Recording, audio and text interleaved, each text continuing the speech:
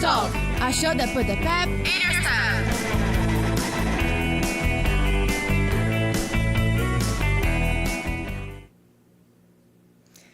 Hey listener, welcome to another episode of Pep Talk, bringing you the latest updates of the week. I'm your host, Helena Fisher. I was born and raised in New York, which is why this podcast is entirely in English. It's the language I learned to think, speak, and question in. In today's episode, we'll dive into a topic that's been stirring up international politics and economics: the new tax policies implemented by President Donald Trump and the changes to the U.S. tax system in 2025. These measures have sparked global reactions, impacting markets, trade agreements, and fueling debates on protectionism, geopolitics, and the future of the global economy. To help us understand the impact of these decisions and what they mean for countries like Brazil, we are honored to welcome Christian Ganzert, university professor, researcher, and entrepreneur. Christian holds a degree in information science from the University of São Paulo, where he also earned his master's in business administration and PhD in business administration. He was a visiting professor at the University of Illinois in the United States. So, one of my first questions is, what would be the fiscal and social impacts of the proposed income tax exemption for individuals earning less than $150,000 per year? $150,000? Mm-hmm. Well, for very first, thank you for inviting me. Of course. How peculiar is this kind of situation when we are talking about a country that used it to disseminate the idea of a globalized world? Mm-hmm. So they now get back their own views to the production of their own country, mm-hmm. and they want to raise barriers for all other countries. Mm-hmm. What I think is that specifically for that part of population that has the income in the amount that you were saying a year, I think they will have something around $3,000 to $3,800 of increase of their budgets, mm-hmm. annual budgets. Actually, this is a calculation that the economists used to do, the American economists used to do, but I think that it should be more. Mm-hmm. It should be more because Trump knows something that we don't know. That's the only answer that we have about it. Mm-hmm.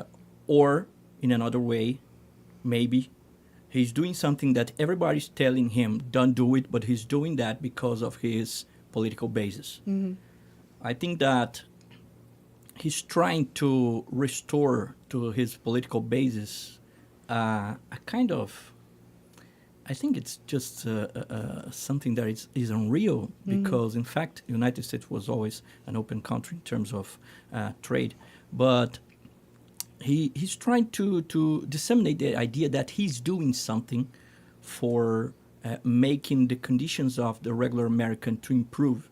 Mm-hmm. Those Americans that voted him, that usually are those that are against migration, against job positions being held for immigrants. Mm-hmm. So I think there are two possibilities here.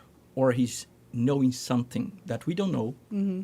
And when I say that, I say he's knowing something that is really big, that can really reconfigure everything in terms of the political design of the globalized economy, and he's trying to do this in advance. Mm-hmm. But I don't believe this, mm-hmm.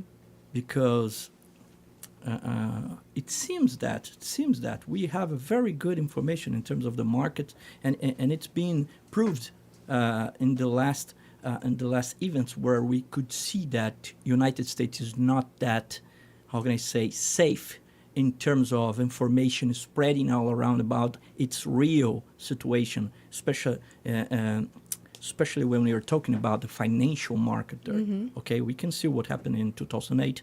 That was a huge problem for the entire world. And now we can see that the United States is not that well protected in terms of devices for avoiding some of the crisis. Yes, externalities mm-hmm. of the capitalism. Mm-hmm. Okay?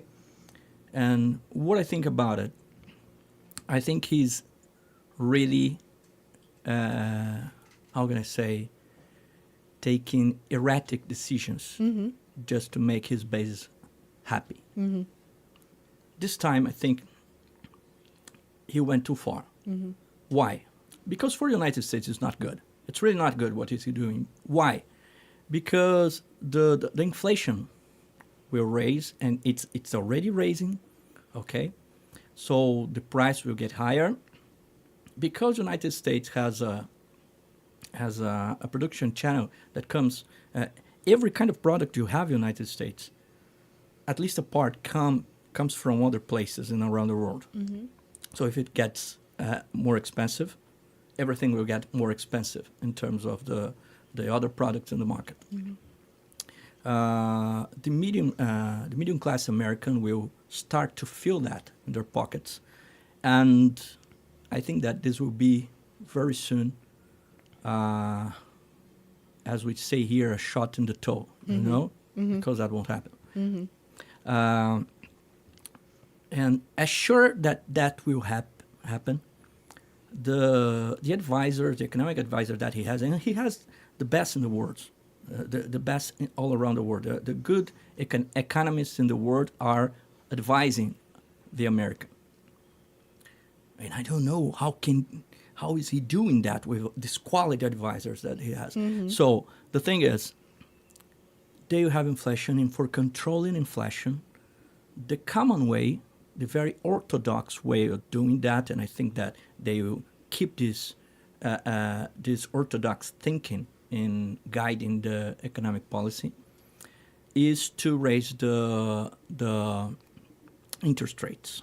Okay, so they have to raise the interest rates of the public titles, the C bonds and other bonds that they have there associated to the state, to control the expenditure there. So when you have a higher interest rate in the United States, what happened all around the world?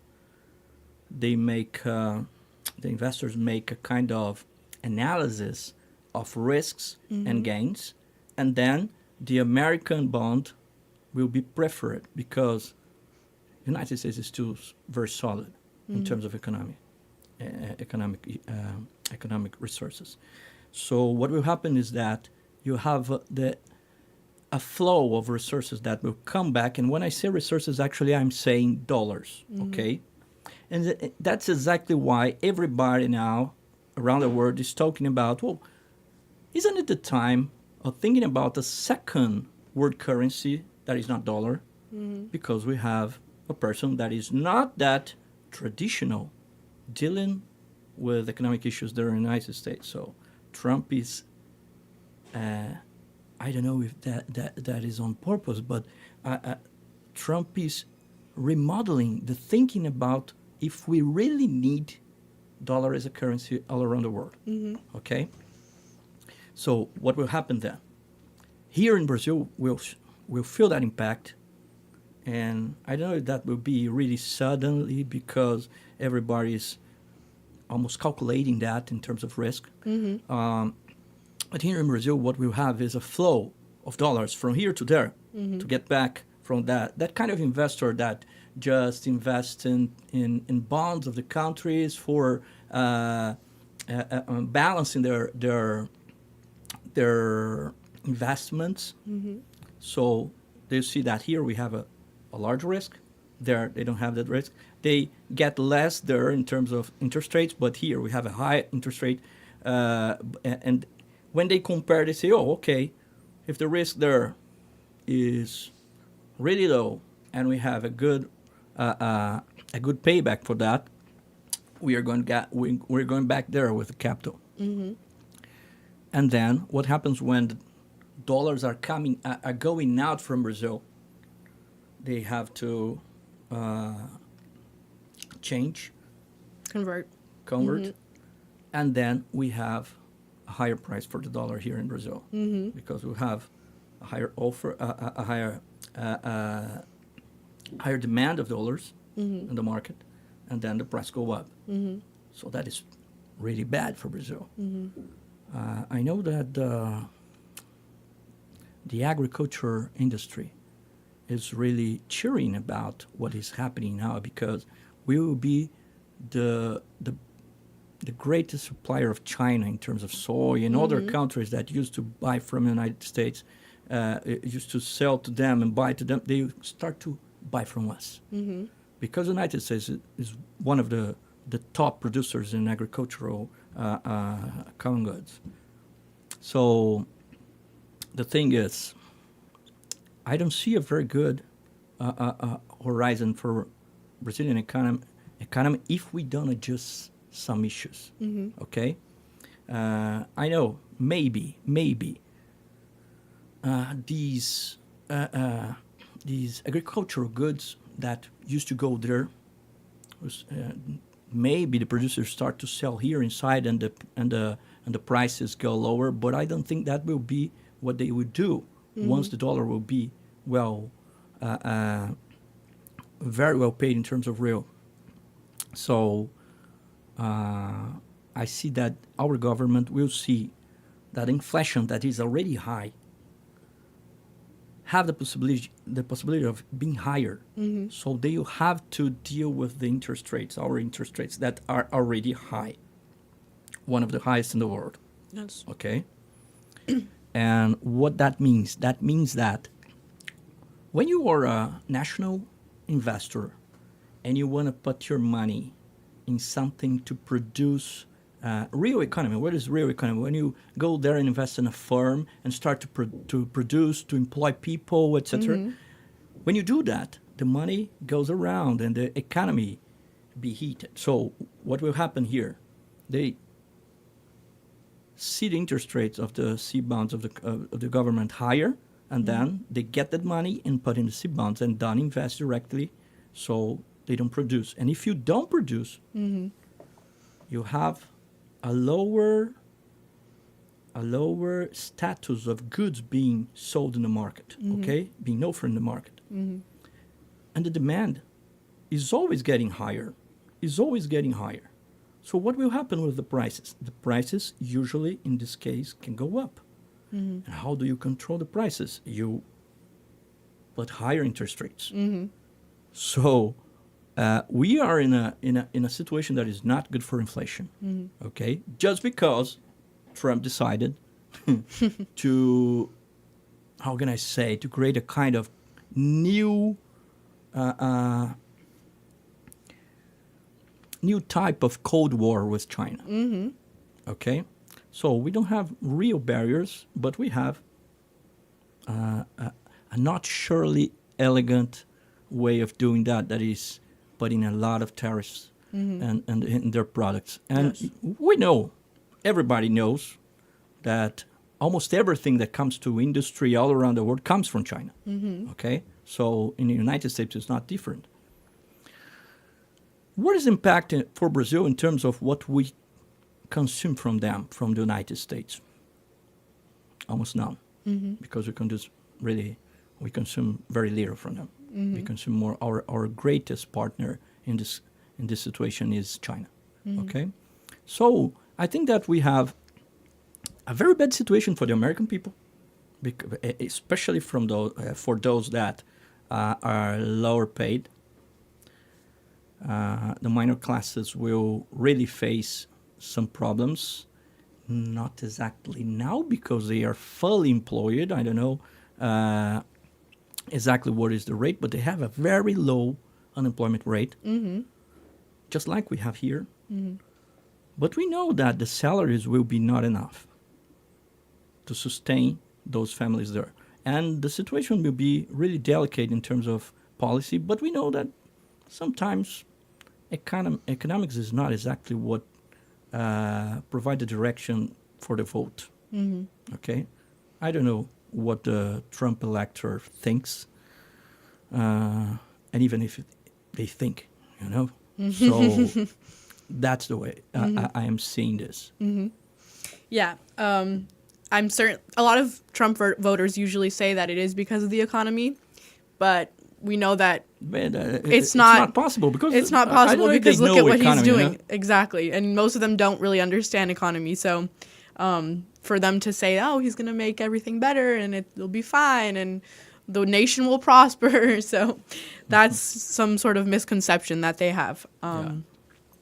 And I also wanted to ask you, what are the long-term economic implications of Trump's proposed tax cuts, considering the potential increase in the federal deficit? Well, we are already seeing what is happening. The new configuration of the international way of dealing, a way of constructing channels for product assembly. I think that the United States is in risk of losing its 100 years hegemony. Okay? And I think that, as we used to say here, the dish is served for China. And they done that. They are doing that every time. Every time that I see Trump announce, every announcement that he made in terms of economics, I say, well, is he working for China? Because it's all that they want, you know? He's doing exactly what they want. China lost his favorite client. No, she's gaining a lot of other clients, exactly. Because of the United States, you know? For sure. And is there a risk of trade retaliation from other countries, including Brazil? No. No? Way. No one, I don't know if I can say some of those terms, I would change the terms.